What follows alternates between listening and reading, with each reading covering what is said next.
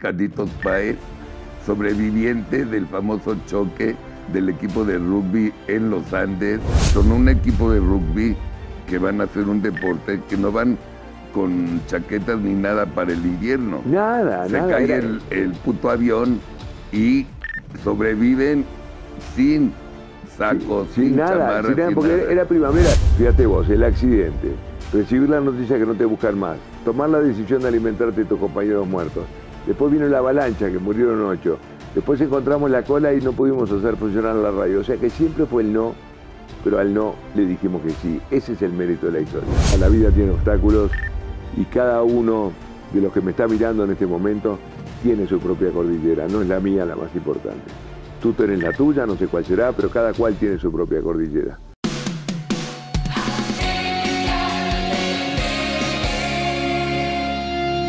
Familia Tipical, muy buenos días. Hoy es domingo, hoy es día de Platicando con, y hoy es el día de platicar con un ser humano extraordinario. Un invitado que ya tuve hace como 17 años, Carlitos Páez, sobreviviente del famoso choque del equipo de rugby en los Andes.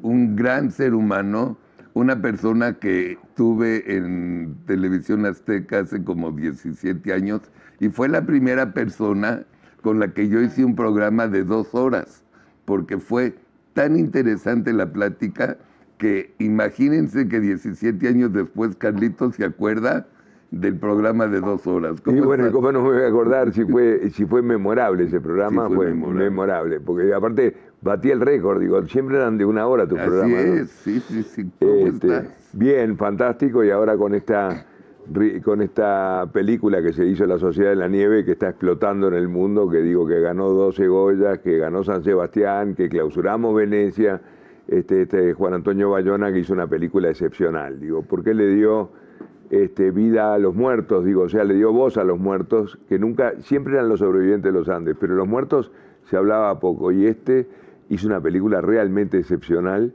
de 2 horas 20, que está en Netflix ahora, pero que bueno, que en España logró que se vieran 600.000 personas en pantalla, digo, porque Bayona es un fanático de muchísimo, en este mundo de las plataformas, claro. de las plataformas. Y bueno, y entonces se creó un furor en el mundo, porque claro, mucha juventud no conocía la historia. Es una historia que tiene 51 años, Carlos. Bueno, también tienes razón, nuevas generaciones. Nuevas generaciones. Y están como locos los jóvenes. Mirá, vengo de Costa Rica ahora, una conferencia para 4.500 personas, y eran como locos, usando los diálogos de la película, usando los diálogos de TikTok. Bueno, todas estas redes que nosotros no conocemos, los TikTok, los qué sé yo, están todos como locos. Y bueno, y todavía nosotros seguimos participando en este mundo. Gracias a Dios, vivos y sanos, ¿no? No sabes qué alegría cuando me dijeron que me querían. A mí me dijeron, tienes que grabar más temprano, grabo a las 4 de la mañana si quieren. A Carlitos no me lo dejo ir ni de broma. Ni de broma. Y así que bueno, es una historia que yo a veces me pregunto por qué sigue tan vigente. Yo creo que es porque es una historia extraordinaria, protagonizada por gente común. O sea, claro, tú podrías haber estado en nuestra historia, claro, cualquiera, claro, es una historia de cualquiera, digo, del ser humano que tiene esa capacidad de evolucionar, transformarse y salir adelante, y es eso lo que nos pasó. Yo tenía, no me vean, chicos, no me vean como este señor de 70, véanme como aquel chico de 18, claro, que me tocó vivir la historia. Claro. Tengo un capítulo pendiente. A ver. Tu padre. Mi padre, bueno, ese es un capítulo que está pendiente. Es no más, ahora hay 2 productoras atrás de hacer la película de la búsqueda de los Andes, que papá se caracterizó por estar presente los 70 días y nunca encontrar nada, digo, pero estuvo presente en una búsqueda insensata. Bueno, papá era un creativo, se agarraba de las cosas mágicas, le decían, puede estar en el Cerro Picasso, entonces papá, como era picasiano, se agarraba de eso. Entonces después le decían, no, está en el Cerro Palomo, bueno, y Picasso tiene una hija que se llama Paloma, así que debe ser por ahí.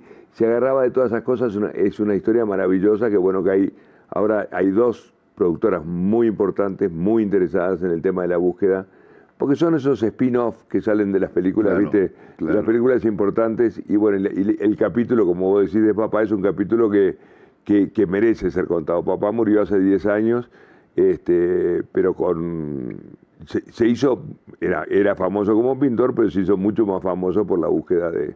Y dime una cosa, ¿cerraste el capítulo bien? Sí, lo cerré. Sí. Bueno, me tocó a mí dar la lista de sobrevivientes, la que dio papá en la realidad, la di yo en la película porque Bayona me pidió que hiciera de mi padre, porque él es un fanático de las cosas reales. Sí. Entonces me tiñó el pelo de negro, que mi hija me decía, pareces el dueño de un prostíbulo.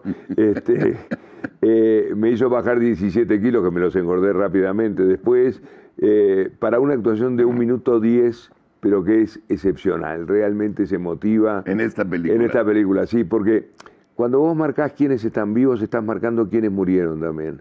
Y a su vez en ese momento aparecen los helicópteros, entonces es una mezcla de emociones increíble y bueno, creo que es un momento, que es una película que, como yo digo, no la recomiendo, los obligo a que la vean, porque va más allá de la historia de los Andes. Esa es la tercera versión. La tercera versión. La primera tú estarás muy al tanto, sí, que era de René Cardona, sí, acá mexicana. Después sí, vino Viven, la película que dirigió Frank Marshall para Paramount y Disney, y ahora esta película que está en Netflix y que está batiendo todos los récords. Hasta en Corea estamos en primer lugar. ¿Te cuentas? Es que, ¿sabes qué pasa, Carlitos? Es una historia de sobrevivencia y todos los seres humanos queremos sobrevivir, ya sea todos los días cuando vamos al trabajo, etcétera, etcétera, sí, o cuando nos pasa un accidente como... Bueno, y no te digo cuando la pandemia yo no paré de dar conferencias porque nosotros manejamos mucho la incertidumbre, digo, sí, ¿y qué va a pasar mañana? Claro. Y con la pandemia me llamaban de México todo el tiempo, estaba en conferencias virtuales. Y bueno, y es una historia que tiene todo lo que tiene que tener las empresas, tiene trabajo en equipo, tiene toma de decisión, tiene creatividad, tiene todo, tiene encontrar recursos desconocidos, y bueno, y es una lucha del ser humano, aparte estaban contra todo, porque el mundo entero nos había dado por perdidos. De hecho, el libro que te traje, que después del día 10, que es el libro que escribí yo, que marca el día que nos dejaron de buscar, y ese fue el día donde nos tuvimos que ocupar, que es un mensaje muy poderoso. Digo, me acuerdo que el presidente Kennedy decía, no preguntes lo que el país puede hacer por vos, pregúntate lo que tú puedes hacer por el país. Y fue lo que nos pasó a nosotros. Hasta ese día 10 nosotros estábamos esperando que nos vinieran a buscar. Pero de ahí en adelante, cuando nos enteramos de que no nos buscaban más, la historia quedó en nuestra mano. Y entonces ahí tuvimos que salir a pelear la historia. ¿Cómo se enteraron que no lo Por radio. Digo, se queda suspendida la búsqueda del avión uruguayo y van a venir a buscar los restos nuestros en febrero cuando vengan los deshielos. Y bueno, y ahí en realidad fue una mala noticia que convertimos en oportunidad, que fue lo mejor que nos pudo haber pasado, aunque te parezca mentira, saber de que no nos buscaban más, porque ahí nos quitamos el peso de la familia de encima y ahí dijimos, bueno, está en nosotros esta historia. Y todos juntos en una experiencia notable de trabajo en equipo, salimos adelante. Digo, después de 70 días es una enormidad. Cállate. Como yo digo, un día es una enormidad. Y por eso, y 70 días, como yo digo, da para ponerse de novio, casarse y divorciarse. Digo, es mucho tiempo, es un proceso. No, pero además, lo que a mí siempre me impresionó es que son un equipo de rugby que van a hacer un deporte, que no van con chaquetas ni nada para el invierno. Nada. Se cae el puto avión y sobreviven sin sacos, sin chamarras, sin nada, porque era primavera, era el 13 de octubre, que es primavera en Uruguay, primavera en Chile. Lo que pasa es que teníamos la cordillera, aparte, nosotros los uruguayos, la montaña más alta que tenemos tiene 500 metros. Sí. La nieve jamás la vimos, claro. Entonces nos encontramos en un medio de mocasines, de jeans, a vivir esta historia a 25 grados bajo cero. Digo que es increíble, pero la capacidad que tiene el ser humano es increíble. ¿Cómo tomaban agua? Había que derretir. ¿Sabes lo que? Esto, Carlos, era oro en la cordillera. Claro. Porque derretir la nieve, y aparte la nieve es agua destilada, o sea, no tiene gusto de nada. Fue desesperante. Yo te digo que se habló mucho del hambre en esta historia, pero mucho peor fue la sed. El ser humano, me enteré por un médico, que precisa a esa altura 5 litros de agua para no deshidratarse. Por suerte me enteré hace poco, porque nunca llegamos a los 5 litros. Claro, nunca llegaron. No, era desesperante, pero bueno, Adolfo Strauch inventó la manera de derretir agua poniéndolo en unas latas plateadas y por el efecto sol lográbamos derretir gotita tras gotita, pero era desesperante. La sed es desesperante. ¿Cuántos iban en el avión? En el avión iban 45. ¿45? 45 y sobrevivimos 16, o sea, murieron 29. Pero no a la vez.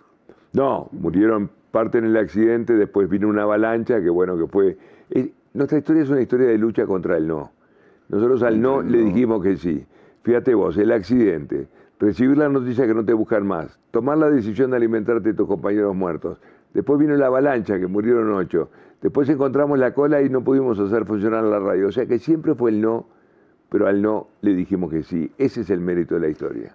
¿Habían un poco más adultos que los inspiraban a no darse por vencidos, o cada uno de ustedes tenía eso por adentro? Y bueno, vos sabés que quizás uno de los... Yo era un chico que no... Era un malcriado, era un junior, como dicen acá en México. Yo no servía para nada. Digo, claro. Mi padre era pintor, con tal de que el pintar nos daba todo. Tenía niñera en esa época, para que veas el personaje que me había hecho la maleta. Y nada, pero quizás uno de los roles que yo adopté fue el rol del buen humor y la buena onda. Un poco lo de la película aquella, La vida es bella, la película de Benigni, bueno, que trataba de hacerlos ver otra situación. Y creo que fue importante eso a pesar de que hice otras cosas más, me tocó sacar la nieve de adentro del fuselaje, me di cuenta de que era un tipo útil, Carlos. Digo, porque yo hasta ese momento era un inútil, que no servía para nada. Claro. El otro día un periodista me hizo la pregunta para mí más inteligente que me han hecho. Me dice, ¿tú qué día naciste? ¿El 13 de octubre cuando se cayó el avión o el 22 de diciembre cuando te rescataron? Yo le digo, yo nací el 13 de octubre cuando se cayó el avión. Porque ahí me empecé a dar cuenta de que la vida iba por otro carril, de que era por un lado de la solidaridad, por un lado del amor, por un lado de la amistad, por un lado de la lucha, por un lado de la unidad. Y bueno, y eso es lo que intento transmitir siempre del lado positivo de la historia. Esta historia, que si bien es una de las historias más dramáticas de la humanidad, también es una de las historias más positivas porque habla de la lucha por la vida, digo. Esta película de Bayona es excepcional. La Sociedad de la Nieve estuvo nominada al Oscar, no lo ganamos, ganó la película del Holocausto, pero va más allá de eso. El Oscar yo se lo di yo a Bayona porque Bayona se involucró. Estar nominado es más que suficiente. Más que suficiente, más que suficiente. ¿Sabes la cantidad de películas que compiten para estar nominadas? Y sí, y bueno, tuvimos 12 Goyas, ganamos San Sebastián, ganamos Sitges, ahora está nominada tiene 7 nominaciones para los premios Platino, que son en Xcaret el 20 de abril. O sea, es un peliculón, realmente es un peliculón. Yo lo vi y te digo la verdad que me cuesta verla, la película, porque fue tal la realidad. Fíjate que utilizó el mismo rosario que yo usaba en los Andes, me lo pidió para usarlo en la película. Yo le digo, pero ¿y por qué no haces un fake? Digo, la gente no se va a dar cuenta. No, yo quiero la realidad. Bueno, y por eso me pidió de que hiciera el papel de mi padre. De tu padre. Sí. Que además tuvimos al mismo interlocutor, porque el interlocutor que interactúa con mi padre era en aquel momento notero de Radio Carve, y bueno, todavía vive, y entonces hicimos la misma interacción. O sea que es una película real, es una película del ser humano en su esencia. Eso es lo que tiene de maravilloso. Después la historia de los Andes, más o menos la gente la conoce. Sí, cómo no. Más o menos. ¿Cuántos días fueron? 70. 2 meses y 10 días. Y 10 días. Pero como yo digo, yo te invito a Cancún 2 meses y 10 días a pasártela bien y terminás harto de pasártela bien. Seguro. Sí. Imagínate en esas condiciones. Sí. Yo, cuando hace mucho frío en México, o que yo no voy esquío en nieve, pero pon tú que voy a un lugar de nieve, pienso en ustedes. O sea, yo estoy cubierto, pero hasta por todas partes, y dije, imagínate más frío sin ropa como esta. Y bueno, pero el ser humano tiene una capacidad. Yo te juro por Dios, Carlos, que yo no puedo describir el frío, porque es como describir el parto de una mujer por suerte tenemos la capacidad de olvido, pero el frío fue terrible, porque era frío, no era como el frío de quien va a esquiar, que de noche tenés una cama caliente o tenés una copa de coñac, ahí era 25 bajo cero durante el día y 30 bajo cero durante la noche. Claro. Digo, o sea que la cosa no paraba, era to be continue. Se cubrían con parte del avión, ¿no? Bueno, le quedó la parte delantera del fuselaje que quedó, por suerte quedó entera, y que, bueno, en realidad teníamos el efecto esquimal, O sea, lo tapábamos con nieve porque después es que la nieve es aislante también. Y bueno, eso nos mantuvo con vida, pero después vino una avalancha, mueren 8, tuvimos 3 días sepultados. ¿Cómo fue la avalancha? La avalancha fue a los 16 días. Estábamos, quedamos sepultados durante 3 días sin poder salir en un espacio como de aquí a donde estás tú. ¿Pero qué estaban así? ¿Qué estaban Estábamos, haciendo? era de tarde, a las 3 de la tarde, porque estaba nevando horriblemente y se nos mete la nieve por adentro del agujero del avión, sí, nos tapa a todos y ahí mueren 8 personas. Mueren mis 2 mejores amigos. Ahogados. Sí, ahogados por la nieve. Ahí yo tengo, como anécdota, me toca sacarlo a Nando Parrado de abajo de la nieve, que es esa interacción que tienen los grupos o los equipos, como le dice a las empresas, le gusta decir a las empresas, el hecho que yo lo saque a Parrado es lo que permite que después Parrado nos saque a todos de la historia. Claro. Y bueno, y ahí se rompen, que es lo que yo digo, es horrible lo que te voy a contar, pero lo único que tuvo de positivo la avalancha fue que rompió con los pequeños grupos. Nosotros éramos 5 amigos inseparables, quedamos 3, otros eran 4, quedaron 2, otros eran 3, quedó 1. Y de la avalancha en adelante no tuvimos más remedio que fusionarnos en un solo grupo y nuestra historia se convierte en una de las historias más notables de trabajo en equipo, que es por eso que las empresas en general te llaman por trabajo en equipo, por toma de decisiones. Pero, a ver, Carlitos Páez, me estás diciendo que después de un accidente como el que tuvieron, habían grupitos. Y bueno, éramos los grupitos, éramos amigos que íbamos a jugar Sí, al rugby y bueno, sí. y funcionábamos como los 5 amigos por un lado, 4 eran por otro lado. Pero juntos todos. Juntos todos, pero sí. en ese momento, hasta ese momento, yo me vanagloriaba. Es más, le escribo a mi madre el 23 de octubre, le escribo, los 5 amigos estamos vivos. Y a los pocos días viene la avalancha y mueren 2. Entonces, al final tuvimos que fusionarnos en un solo grupo y ahí y nos fuimos transformando en una máquina para vivir, con lo que aportaba uno, con lo que aportaba otro. Fíjate que no venimos con cultura de nieve. Claro. Entonces no sabíamos nada, no sabíamos lo que era una avalancha, no teníamos ni idea. Claro. Y aparte de mocasines, porque no era que estábamos con botas. Exacto, exacto, con los mocasines. Dime una cosa, ¿cómo arreglaron baños y todo eso? Bueno, el baño que... Baños entre comillas, obvio. No, qué baño, eran adelante de donde quedó la trompa del avión, que quedó con una rueda ahí se lo utilizábamos de baño, que era todo un tema también, todo un tema, sobre todo durante 16 días que vivió la mujer de Javier Metol. O sea que había una mujer entre todos nosotros, pero eso nos obligó también a mantener una conducta y una educación. Digo que eso fue buena cosa. Digo, la educación fue fundamental en esta historia. Digo, y el hecho de que éramos todos amigos y que luchábamos por lo mismo, creo que fue bien importante. ¿Y cómo murió ella? Bueno, en la avalancha. En la avalancha. La avalancha. Que fue justo buscándola a ella que me encuentro con la cabeza de Parrado. Pero ella muere, estaba con su marido. Y el marido se salva y ella muere. Digo, que fue muy duro también para él, digo, perder a su mujer porque aparte era como que Dios te daba vuelta a la espalda, digo, después del accidente, que no te busquen más, que tomaste decisión de alimentarte de tus compañeros muertos, encima te manda una avalancha, es como que no podíamos creer. Ya me imagino lo que le decían a Dios. Exactamente, el otro día, mirá, a propósito de eso, un día dando una conferencia en el Zócalo, acá en México, me dice uno, ¿cómo tú que hablas tanto de Dios podías insultarlo? Y yo le contesté, digo, yo no insulto a quien no existe. Digo, porque era como que era que Dios mismo. Y en realidad nos estaba enseñando que el camino era por el lado de la humildad, que es la gran palabra. Para mí hay 2 palabras que tiene esta historia. Una es la actitud y la otra es la humildad, porque nos enseñaron el camino de empezar de vuelta, digo. A ver, mucha gente no lo sabe. Muchos días se alimentaron con carne de los amigos.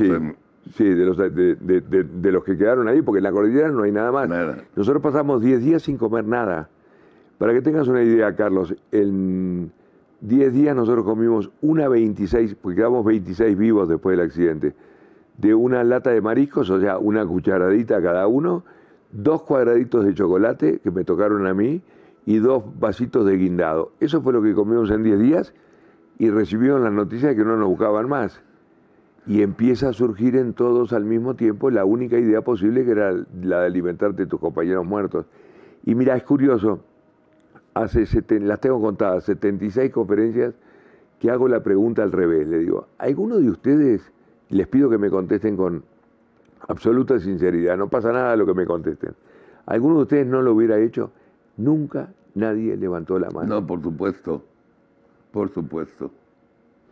Y bueno, eso te habla a las claras de que en realidad lo que queremos es la vida. En realidad nuestra historia, más allá del éxito de Hollywood, de Paramount, de Disney, de Netflix, de las grandes editoriales, es una historia de lucha por la vida.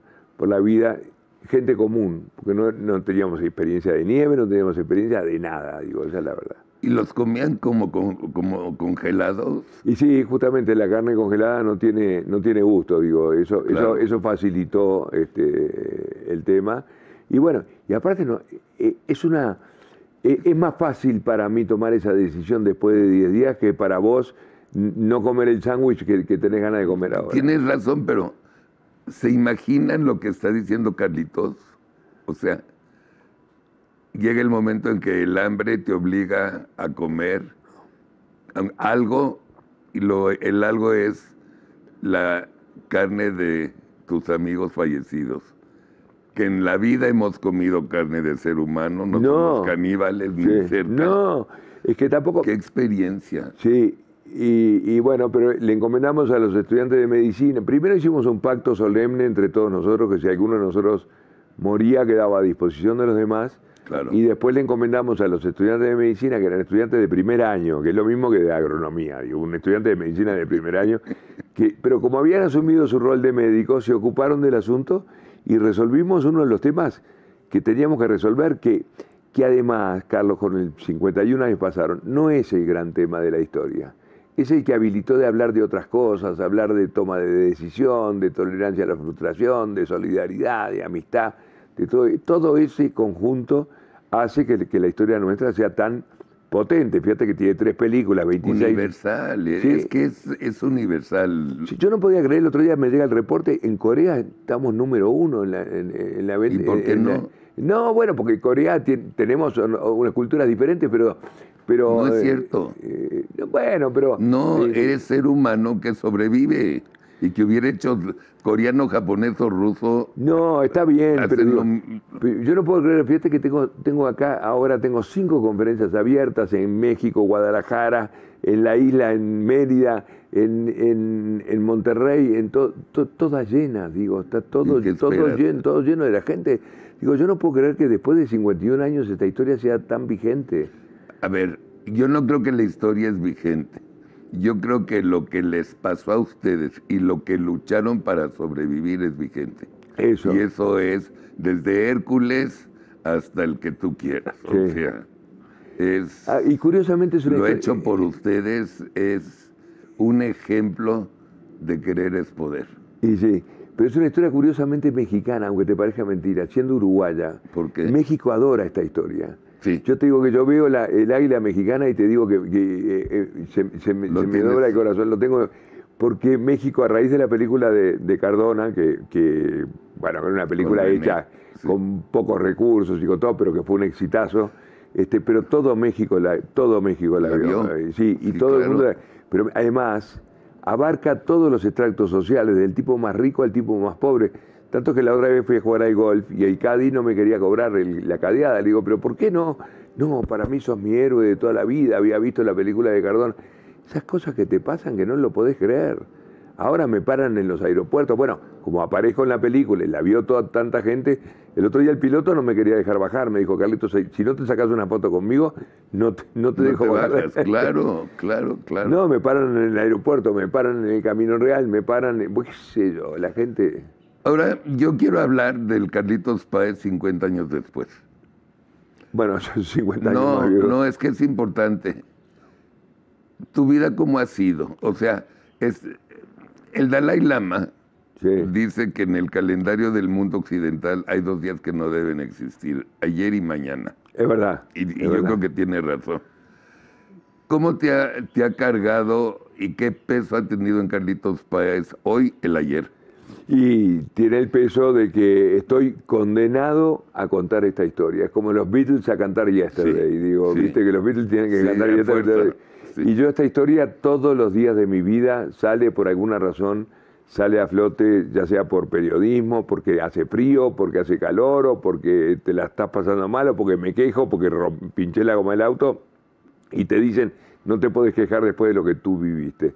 Y bueno, y es una historia que, bueno, que por suerte todavía estamos vivos, muchos de nosotros que la podemos contar, porque ya hay muchos coaches que cuentan la historia, porque es una historia que aplica a las empresas, digo, aplica directamente, y además es una historia que no solamente aplica para la empresa, sino que te la llevas para tu casa, porque es una historia de lucha del ser humano común, y a veces la escala de valores cambia, bueno, a veces no, en estas historias cambia totalmente lo que para vos es importante en la vida común, allá no tenía importancia. Fíjate que yo quise comprar un cigarrillo en $70, que era todo mi capital, y no me lo vendieron.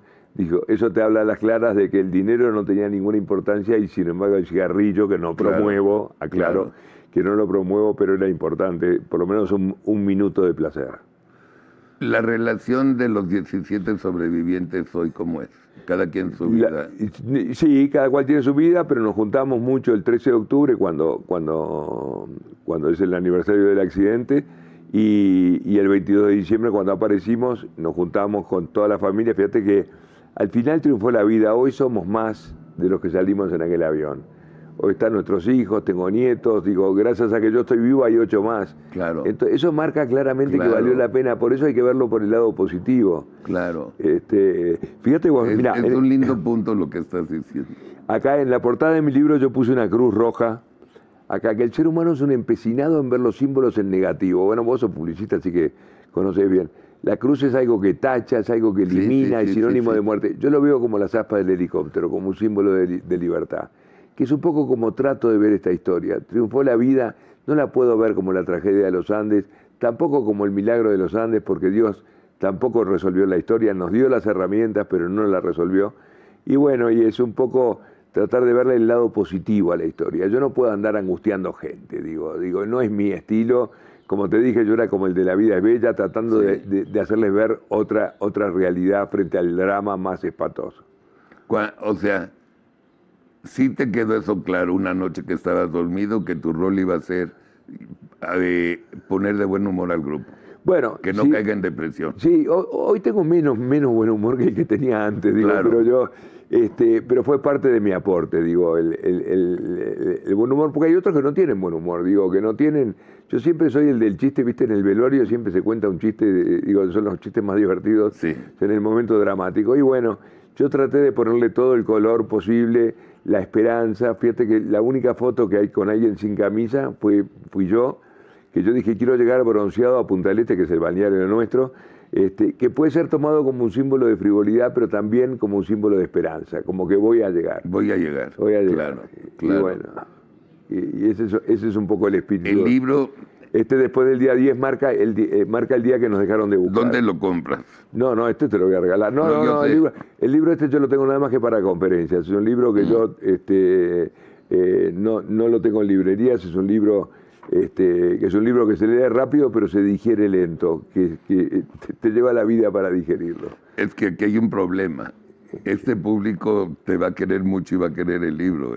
Y bueno, pero tenemos 4 conferencias abiertas, 5 conferencias abiertas, ¿En donde dónde? se puede comprar en México, en Guadalajara, en Monterrey, en Mérida,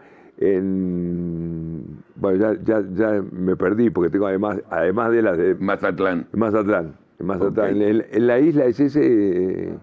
Mérida. Mérida es en la isla. Y bueno, y la gente está como loca comprando esto es en mayo, te das cuenta, y ya la gente ya tiene todo comprado, las entradas. Digo, es una cosa que yo mismo no la entiendo. Mirá, ayer, te digo, hace 3 días en Costa Rica, eran 4.500 personas. Yo digo, ustedes están locos, pero gritando, pero desaforadamente, digo, les podía haber contado cualquier cosa que daba igual, digo. Yo entiendo más al tu público que a ti, mucho más. Tiene sentido todo. Carlitos Páez, la supervivencia es natural hasta en los animales, ¿no? O sea, está adentro de cada animal y nosotros somos animales también, ¿no? pero su historia es casi imposible. O sea, cuando inventan un baño, cuando inventan que tienen que comer del cuerpo de compañeros de ustedes, cuando se están cagando de frío, cuando de repente les dicen, ya no vamos a ir por ustedes, cuando un grupo de ustedes sale y se va creyendo que es el lado correcto, se van al lado equivocado y llegan ahí, ¿no? Y bueno, pero porque como yo digo, el ser humano a veces quiere vivir historias perfectas y no se trata de historias perfectas, se trata de historias con pasión, se trata de historias con actitud. No es siempre la perfección. Nosotros cometimos la peor equivocación, que fue salir para el lado equivocado. Exacto. Nosotros salimos para el lado chileno y estábamos en Argentina. Pero como teníamos la convicción, llegamos igual, que es de lo que se trata. A veces no se trata de vivir historias perfectas. ¿Cómo fue esa historia? Esa historia fue, bueno, en realidad lo decidimos por mayoría, todo se decidía por mayoría. Sí. Éramos 15 queríamos salir para el lado chileno, porque el copiloto antes de morir había dicho que habíamos pasado Curicó, que Curicó queda en Chile. Y obviamente que le haces caso al piloto, es como si tú me llevas ahora a Monterrey y me decís pasamos Puebla, yo te tengo que creer. Te creo, claro. Canesa quería salir para el otro lado. Y tenía razón Canesa, pero como nosotros actuamos por mayoría, lo hicimos para el lado. Creían que iban a Chile. Claro, que íbamos para Chile. Nuestro objetivo era Chile. Y fíjate un cuento divertido, volvimos a los Andes después de 20 años, 11 de los sobrevivientes, y Parrado no fue, pero nos dejó una carta muy linda para leer en la tumba donde está su madre y su hermana enterradas y el resto. Pero no importa el contenido de la carta, lo que importa es la postdata, que decía, chicos, si se llegan a perder las salidas para el otro lado. Claro.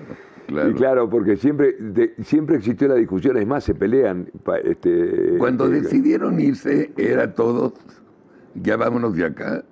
No, Chile, ¿o cómo fue? Trabajamos todos para que Nando y Roberto tuvieran lo mejor para salir ellos. Nando había perdido a su padre, su madre y su hermana, y él quería llegar a ver a su padre para contarle que por lo menos él estaba vivo. Y Canesa era un tipo que tenía, era un tipo que le dicen el músculo, es un tipo que físicamente estaba muy bien entrenado. Y bueno, pero Parrado tenía un objetivo claro, Canesa no tanto. Y fue muy duro para Canesa tomar la decisión porque una vez que te alejas del fuselaje, te estás alejando de tu gallina protectora. Claro. Entonces era difícil tomar esa decisión. Y la decisión se toma, en realidad, se termina de tomar cuando muere Numa Turcati, que es el personaje importante en la película esta, el 11 de diciembre, y ahí ya vimos de que venía la debacle, que veníamos a morirnos todos, y ahí ellos salen a caminar. Después de un trabajo excepcional, de trabajo en equipo, todos a favor de ellos, y bueno... O sea, 71 días después dijeron, ya, hay que hacer algo. No, siempre quisimos hacer algo, pero probamos, encontrando la cola del avión, haciendo expediciones, tratando de buscar la salida. Pero en el día 60 no hubo más remedio que tomar la decisión de decir, bueno, nos vamos para Chile y a cruzar. Y cruzaron la cordillera estos animales. Cruzaron la cordillera, 60 kilómetros, o sea... Es una bestialidad lo que hicieron Nando y Roberto, fue una bestialidad. ¿Sin saber a dónde iban? No, sin tener la más mínima idea, con una brújula que tuvimos que corregir porque daba un error, pero con el objetivo claro de ir a Chile. Y ahí es donde se encuentran con el arriero, porque eso es lo que tiene de maravilloso esta historia, que es una historia que tiene mucho glamour, tiene mucho estudio, mucho Paramount, mucho Disney, mucho Netflix, mucho editoriales, Fantasía, sí. Pero el vínculo con la sociedad fue a través de un hombre de campo que estaba pastando con su ganado y entonces a través de un río se tira en una piedra que Parrado le contesta, vengo de un avión que cayó en la montaña, tengo 14 amigos heridos arriba y tengo uno más, ¿cuándo nos buscan? Y se la tira de vuelta. Y por suerte el arriero sabía leer, porque eso es sí, también, claro. Y se va como 50 kilómetros a caballo y trae a la gendarmería y ahí empieza todo el lío de la prensa. ¿Y si llegaron a Chile o era Argentina? Sí, no, llegamos a Chile. ¿Sabían que, o sea, sí llegaron al lugar correcto? Sí, llegamos al lugar correcto por el lado equivocado, digo, claro. Porque para el lado argentino había un hotel abandonado a 14 kilómetros, no es sí, que bueno, que vivían 2, 3 personas, o sea que era la civilización. Pero bueno, con el diario del lunes, pues ya que todo se corrige y todo se resuelve. Tampoco era fácil salir para el lado argentino porque había que cruzar el río Atuel, que en esas condiciones son ríos muy turbulentos porque ya empezaba el deshielo, era frío, no estaba, tampoco que veías el hotel del otro lado, porque si lo ves te tirás al agua, pero digo, o sea que era cruzar el río para que no sabíamos ni para qué. Pero bueno, la historia es así, la historia es... Y cuando llegó la guardia y la gendarmería a ver a tus dos amigos, sí. ¿Qué pasó? Bueno, ahí inmediatamente hubo una movilización militar, hubieron helicópteros que llegaron, ya llegaron los helicópteros, Parrado se subió en uno de los helicópteros y volvió a buscarnos, que eso es otra acción de coraje de Parrado, porque una vez que ya llegaste, decís, bueno, búsquenlos. Sí. Volvió, nos encontró, y lo bueno de todo esto, justamente ahí interviene mi padre, que cuando se baja el rescatista, me entrega 2 cartas. Primero pregunta, ¿quién es Carlitos Páez? ¿Quién es Carlitos? Yo digo, ¿y a mí de dónde me conoce? Yo me caí hace 70 días. Digo, soy yo. Me dice, no, es que tengo 2 cartas para usted.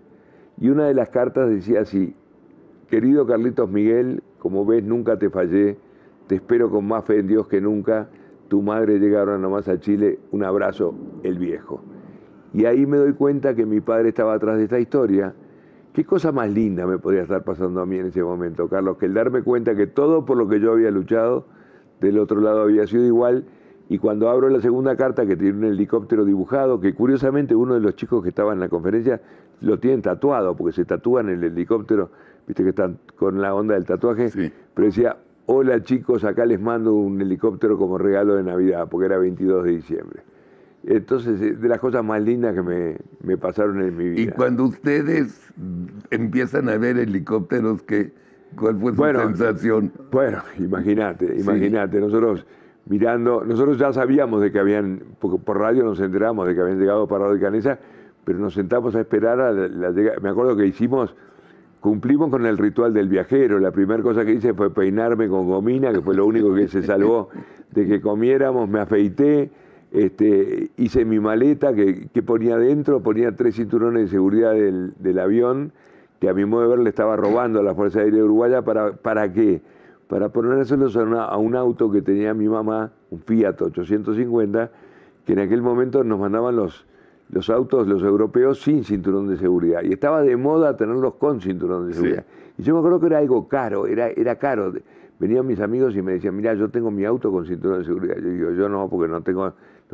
Dije, me los robo del avión. Claro. Me robé 3, precisaba 2, pero me robé 3 por si se me rompía uno. Bravo. Y bueno, y es otra vez el símbolo, era lo que me vinculaba con mi mamá, eran las cosas que peleaban, esas pequeñas, grandes cosas que son las que le dan el verdadero sentido a la vida, que a veces está bueno tener estas historias como referencia, porque a veces uno está peleando por tener un auto mejor, por tener una vacación mejor, y de repente la felicidad está acá al lado, porque yo peleaba para llegar con mi mamá, con mi papá, con mi niñera, con mis hermanas. Esa era la lucha. Claro.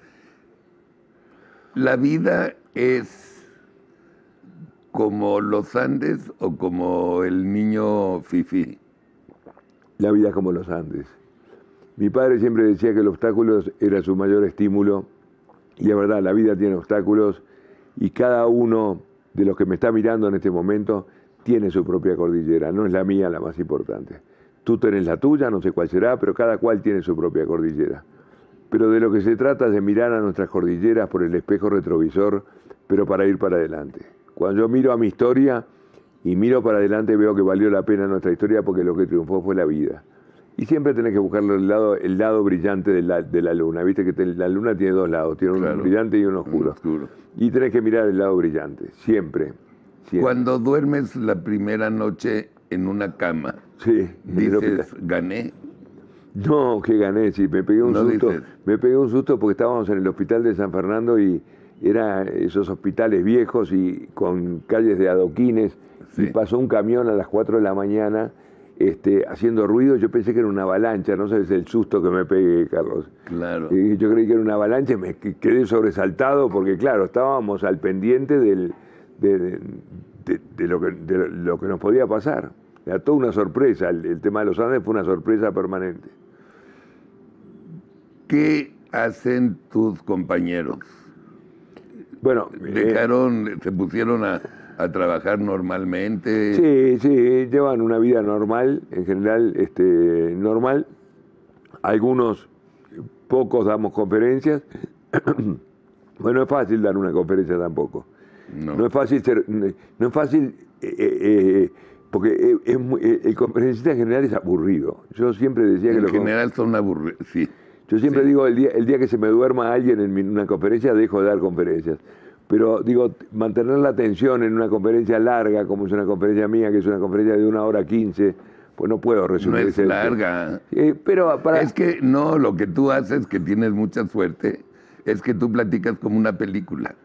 Tus conferencias son cine. Entonces pasa muy rápido y tu imaginación. Bueno, sí, pero por eso no se me durmió nadie. Por el momento, el día que se duerman, las platicas fantásticas. Y bueno, sí, es lo que heredé de mi padre, no el dibujo, que soy pésimo, fui el peor dibujante que pasó por el colegio, sí. Pero sí la manera de hablar, sí, es una cosa que agradezco, que no es mérito mío, es mérito de mis viejos y lo que sea, y bueno, y realmente lograr la atención de la gente, y sobre todo, ¿sabes por qué la lográs? Porque los pones en la situación de que cualquiera de ellos pudo haber estado en esta historia. No es como el que escala el Everest, que es para algunos. Digo, no es para. Yo me veo una conferencia del Everest y digo, yo no puedo estar en ese lugar. Claro. Pero esta conferencia sí. Esta sí, porque cualquiera de los que me escucha pudo haber estado en este lugar. Cuando ves llegar los helicópteros, tú y los sobrevivientes, ¿es como las películas, lloran y todo? No, sí, imagínate, es una de las Milagro, fotos más, ¿no? Es una de las fotos más importantes del siglo, es esa que estamos con los brazos en altos al lado del fuselaje, sacada desde el helicóptero. Es una foto memorable, digo, porque me imagino lo que debe haber sido para los pilotos de los helicópteros vernos a nosotros después de 70 días. ¿Y por qué fue el choque? El choque fue porque se equivocó el piloto se equivocó en los tiempos. Él creyó que había pasado un lugar que no lo había pasado. Y pide autorización a Santiago de Chile para que lo autoricen a bajar. Y empieza a bajar en el medio de la cordillera. Y vos sabés que en la cordillera vos tenés que preservar. Si vos tenés la cordillera hasta acá, vos tenés que ir todavía 500 o 1000 metros más arriba por cualquier turbulencia. Claro. Y empezó a bajar, entonces no tenía margen, y entonces vinieron las turbulencias y ahí fue donde vino el choque. Pero obviamente tampoco el piloto hizo lo que ya justo pasa un avión, claro, en homenaje. Vienen por ti. Vienen por mí. Tampoco lo hago responsable al piloto, porque el piloto no quería morir. Obvio, nadie quiere morir. De hecho, fue un error, y a veces los errores suceden, y bueno, no tengo el más mínimo resentimiento con la historia. Ellos, la última maniobra fue de ellos, porque fue levantar el avión para que el choque, y chocamos de panza. O sea, nosotros chocamos a 400 kilómetros por hora, esa es la verdad. No tenía que haber sobrevivido nadie. No tenía que haber sobrevivido, no, era imposible. Digo. Y bueno, después que sobrevivís, encima 70 días. Es lo que te digo, es impresionante. Sí, impresionante. Carlitos, a ver, ¿qué aprendizaje tienes estos 51 años? Porque yo creo que es muy importante que lo comuniques de alguna manera. Mirá, que nos des tú a nosotros un consejo. Sí, a mí los consejos me parecen medios arrogantes. Digo, yo lo que puedo decir es lo que yo aprendí. Tu experiencia, sí. Sí, hace como 10 años aprendí una frase maravillosa de San Francisco de Asís. Un amigo mío, que era presidente de la Federación Rural del Uruguay, entregó al nuevo presidente, en vez de darle un regalo material, le regaló un pergamino con una frase de San Francisco que decía así: empieza por hacer lo necesario, luego lo que es posible, y te encontrarás haciendo lo imposible. Que no es otra cosa que cumplir con el proceso. Ahora estamos en el mundo de la inmediatez, pero los procesos hay que cumplirlos. Yo lo cumplí en los Andes, lo cumplimos en los Andes, de ser un chico que no servía para nada, a ser un chico útil, a empezar a vivir, a empezar a dejar de sobrevivir para empezar a vivir, a pelear una historia descomunal, y creo que es un es importante cumplir con el proceso. Tú no puedes tener un hijo antes de 9 meses. Tenés que, a fuerza. En 9 meses tenés que asumirte como padre, asumirte como madre, asumirte... Y bueno, los procesos hay que cumplirlos. Y a veces estamos en un mundo de la inmediatez, todo es rápido, todo es WhatsApp, todo es... pero creo que el proceso es importante. Yo lo cumplí, yo nací el 13 de octubre, el día que nos caímos, me di cuenta de que tenía un sentido la vida a raíz de lo que me tocó vivir. Despídete del público, por favor, dando un consejo. Sí, seguimos. Perdona que te joda con esto, pero es que un consejo tuyo, Carlitos Páez, a estas nuevas generaciones es importante. Lo que me queda claro, chicos, y quien me escuche, señores, es que todo se puede, que el ser humano puede mucho más de lo que nosotros creemos. Creo que es importante darnos cuenta de eso, que a veces no nos damos cuenta y que tenemos que ir adelante de la jugada, no esperar a que las cosas las resuelvan otros, sino tratar de resolverlas nosotros. Es la proactividad. Creo que eso es una de las cosas que aprendí y así estoy acá, proactivamente, hablando con Carlos, que me parece una maravilla volver después de 15 o 17 años a tener esta charla tan maravillosa que fue espectacular para México. Yo no me había dado cuenta de eso, pero la verdad que fue maravilloso aquellas 2 horas que compartimos. Fue súper maravilloso. Maravilloso. Y como ahorita, aquí, lástima que no hay más tiempo, pero el tiempo de la televisión es tirano. No, lo que pasa es que tu tiempo está ocupadísimo y se nos tiene que ir, pero No, pero los espero en las conferencias abiertas. Sí, danos las fechas. Las fechas son 15, 16 y 17 de mayo, acá en México, Monterrey y Guadalajara. En Mérida, no me acuerdo, Mérida... Bueno, la gente se va. 19-20 de mayo. Sí. Ok, sí. Para ponerlo en la televisión las fechas. ¿En dónde va a ser la Ciudad de México la conferencia? En el Blackberry. En el Blackberry. El Blackberry... Es en el... 14 de mayo, Auditorio Blackberry. 15 en Monterrey, en el... 15 en Monterrey. 15 en Guadalajara, 16 en Monterrey. 15 Guadalajara, 16 Monterrey. 17 en Mazatlán. Mérida es 17 de abril. 17 de abril es en Mérida. Ese es el de la isla. Sí, el auditorio de la isla. Tienen que ir a verlo. Digo, ya está lleno el pobre, pero digan que son de Atypical, que son de familia Atypical, y ahí les van a dar chances seguro. Carlitos Páez, es un placer. Un gusto. De verdad, cállate. No es para cualquiera llamarse Carlos, No, pero además es un placer. Y ojalá me lo traigan entre fecha y fecha, que pueda venir, porque quiero hacerlo más largo el programa. ¿Sí? Entonces nos vemos pronto. Nos vemos pronto. Gracias, Carlitos. Gracias. Disfruten este fin de semana, sigan viendo Atypical y nos vemos mañana lunes con ¿Por qué? Con Pedro Ferriz, José Rubinstein, Sarita Dulcel, Luis Berman y su servilleta. Gracias a todos y feliz fin de semana. A ver.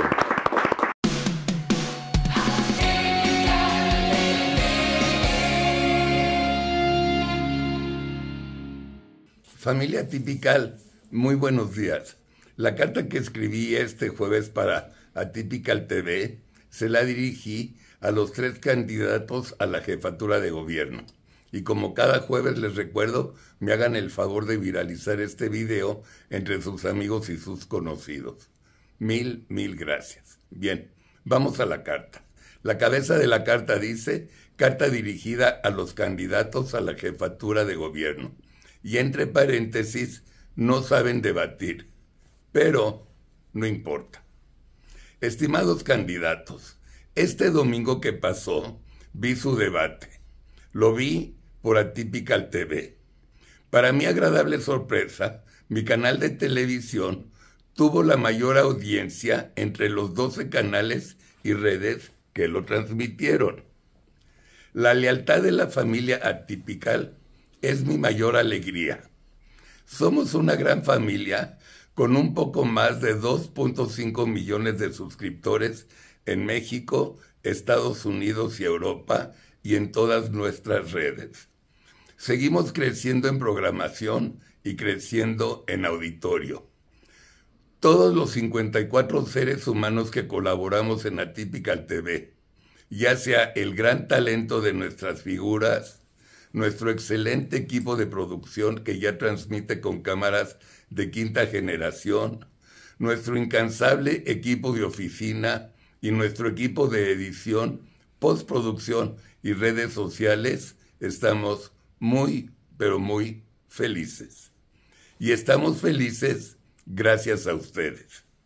Bueno, después de este pequeño anuncio, regreso al tema de la carta semanal. Vi a 3 candidatos con personalidades muy diferentes. Ni una mejor que la otra, simplemente diferentes. Vi un comportamiento idéntico de los 3.